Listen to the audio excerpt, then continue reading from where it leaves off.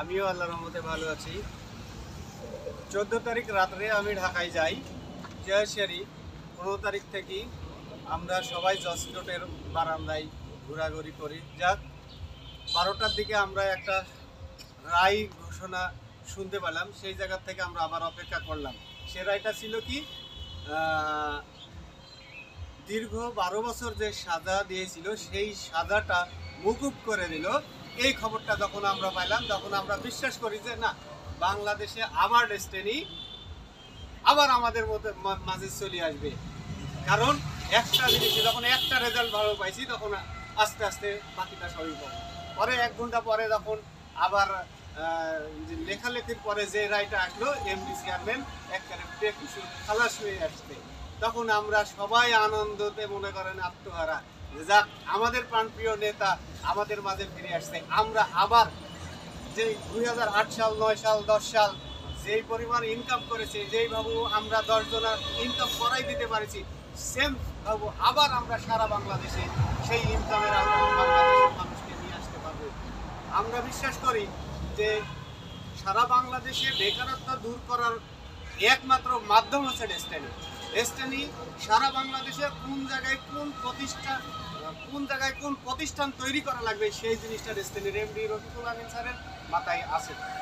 আমরা শুধু বর্তমান সরকারের একটু সহযোগিতা পাবো, ইনশাল্লাহ আমরা প্রত্যেকটা জায়গাতে যেই জিনিস উৎপাদন হয় সেই জিনিসই ইনশাল্লাহ আমরা আমাদের লোকজনের মাধ্যম দিয়ে সেই জিনিস উৎপাদন করব এবং রপ্তানি করব, আমদানি করব। টোটাল আমরা সারা বাংলাদেশের প্রত্যেকটা জেলা, থানা, গ্রামে প্রত্যেকটা জায়গাতেই আমাদের ডিস্ট্রিবিউটর আছে।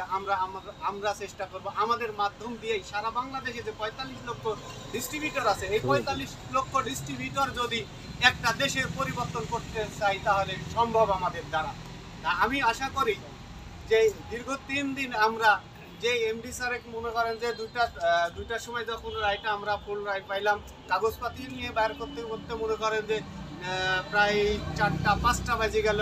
ওখান থেকে আমরা কাগজপাতি নিয়ে এমডি স্যারের সাথে সবাই মিলে আমরা যখন হচ্ছে কেরানীগঞ্জে যখন আমরা সবাই গেলাম, প্রাইভেট মাইক্রো ভাড়া করে নিয়ে 10-12 জন মাইক্রো ভাড়া করে নিয়ে গেলাম আমরা সবাই। যে সেরিয়ে আমরা ওখানকার কাগজপাতি জেলা সাহেবের সই স্বাক্ষর নিয়ে বাড়াতে রাত 8টা বাজে গেল। ওখান থেকে আমরা এমডি স্যারকে নিয়ে আবার বৈশাখী টিভি চ্যানেলের কাছে আসলাম। এমডি স্যারও ওখানে আমাদের বক্তব্য দিল।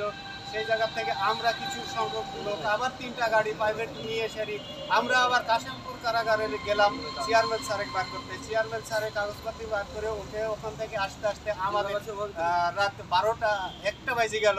1টার সময় এমডি চেয়ারম্যান স্যার আবার আমাদের সাথে বৈশাখী টিভি চ্যানেলে আসি সারি ওখানে মানে হালকা বক্তব্য দিল। দিয়ে সারি আমাদের চেয়ারম্যান স্যারের আম্মা অসুস্থ, সেই জায়গাতে এমডি চেয়ারম্যান স্যার আমাদের কাছে সবার কাছে বিদায় নিল। দিয়ে সারি তার আম্মাকে দেখতে গেল ব্রাহ্মণবাড়িয়া জেলাতে। তখন রাত বাজে 2:30। তখন আমরা সবাই নিজ নিজ যেখান থেকে আসছি সেখানে চলে গেছি। সবাই আমরা দোয়া করি যে এমডি চেয়ারম্যান ভালো থাকবে, আমরা ভালো থাকবো। সারা পৃথিবী দেখবে যে বাংলাদেশে এমন একটা প্রতিষ্ঠান আছে, এই প্রতিষ্ঠানের মাধ্যম দিয়ে সারা বাংলাদেশের মোটিভেশন কি জিনিস, এই মোটিভেশনের মাধ্যম দিয়ে সারা বাংলাদেশের অর্থনৈতিক স্বাবলম্বী করবে শুধু একটা কোম্পানি, সেটা হচ্ছে ডেস্টিনি কোম্পানি। আমরা আশাবাদী সারা পৃথিবীর মানুষকে আমরা জানাই দিতে পারি যে এইরকম ডিস্ট্রিবিউটর যদি কোনো কোম্পানিতে থাকে সেই দেশের মানে কি বলবো অর্থনৈতিক যেই মানে দুর্বলতাটা থাকবে, সেই দুর্বলতাটা আশা করছি আমরা আমাদের মাধ্যম দিয়ে সেরি এটা মানে 100% পূরণ করতে পারবো। আমি আশা করি যে আমরা সারা বাংলাদেশে যেভাবে কাজ করেছি আগে, এর চেয়ে 100% বেশি গতি দিয়ে যদি আমরা কাজ করতে পারি। সংগঠনের কথা বলেন, সংগঠনের লাস্টে শীঘ্রই আমরা হচ্ছে বাংলাদেশের বেকার মুক্ত করতে পারবো, যেটা সরকার দীর্ঘ 16 বছর ধরে আমাদের অত্যাচার করে আমাদের টর্চার করে আমাদেরকে মানে কোনো কথা বলতে দেয়নি, কোনো জায়গাতে যেতে দেয়নি।